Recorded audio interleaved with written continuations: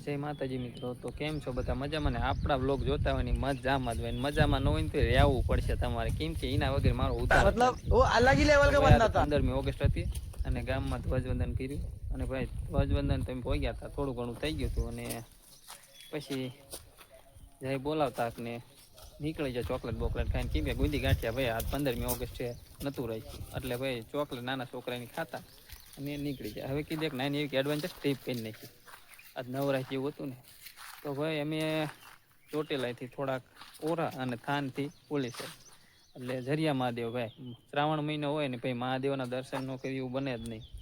તો ભાઈ આ તમે નાના મેં 3-4 જણા એડવેન્ચર ટ્રીપ ઉપર નીકળી જાય અને આ જો ફાઇનલી ઝરિયા મહાદેવ વાળો રસ્તો છે એ રસ્તા ઉપર પહોંચી જાય મેં અને જોઈ લો આ ફોરેસ્ટ ખાતું છે અને આ ઢોરા એમાં ચરે છે.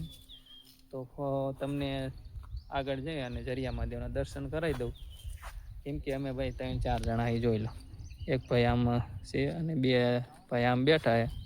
તો કીધું તમને ભાઈ ઝરિયા મહાદેવના દર્શન કરાવી દઉં, ચાલો તમને મહાદેવના દર્શન કરાવી દઉં. આપણે પહોંચી ગયા છે ને આ જો ઝરિયા મહાદેવનું ભાઈ ઠેઠ પબ્લિક પણ ઘણું છે, કેમ કે શ્રાવણ માસ હોય ને પબ્લિક ન હોય એવું બને જ નહીં. તો તમને અંદર ભાઈ મહાદેવના દર્શન કરાવી દઉં. ભાઈ મંદિરે પહોંચી ગયા છીએ અને ભાઈ અહીંયા તમે એક નંબર એનું લોકેશન જુઓ અને ભાઈ જો આપણા મિત્રો છે અને તમે આ બધું ખરીદી કરી એવું વસ્તુ ભાઈ. અને જો આ મહાદેવને ચડાવવા માટેના બીલીપત્રના ફૂલ છે અને ભાઈ જો અંદરનું તમને વ્યૂ દેખાડ દઉં. ભાઈ એની માન્યતા એવી છે કે ભાઈ વરસાદ હોય કે ન હોય મહાદેવના મૂર્તિ ઉપર સતત પાણી ટપકતું રહે. ઝાઝો વરસાદ હોય તો ભલે અને થોડો વરસાદ હોય તો ભલે, તો તમને મહાદેવના દર્શન કરે.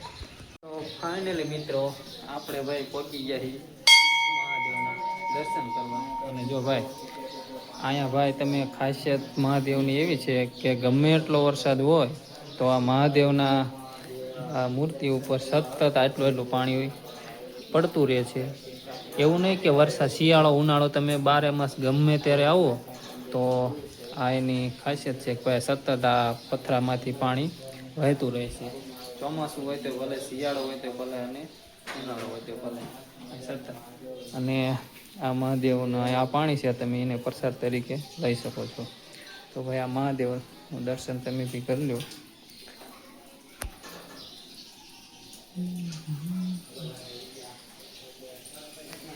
ની સુવિધા છે અને પબ્લિક પણ ઘણું બધું, એટલે તમારે કંઈ વસ્તુની લાવી નાસ્તા પાણી કંઈ લાવતા નહીં, કેમ કે બધી વસ્તુ અહીં મળી જાય છે.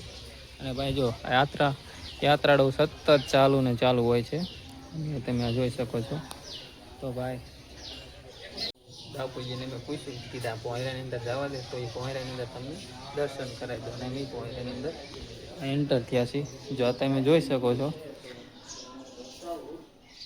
બહુ ઘણા સમય પહેલાંનું જો ભાઈ મહાકાળી માનું મંદિર તરફ અંદર છે અને આ પોહેરું એવું માનવામાં આવે છે. જો તમે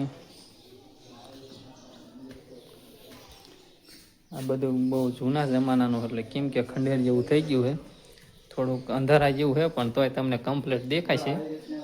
તો મંદિર આવ્યું છે ને જો ભાઈ આમાં મંદિરે ઘંટડી વળશે અને ભાઈ જો આમ મહાકાળી માનું મંદિર છે. જો તમે બી દર્શન કરી લો, કેમ કે લોકર તારું મારેલું છે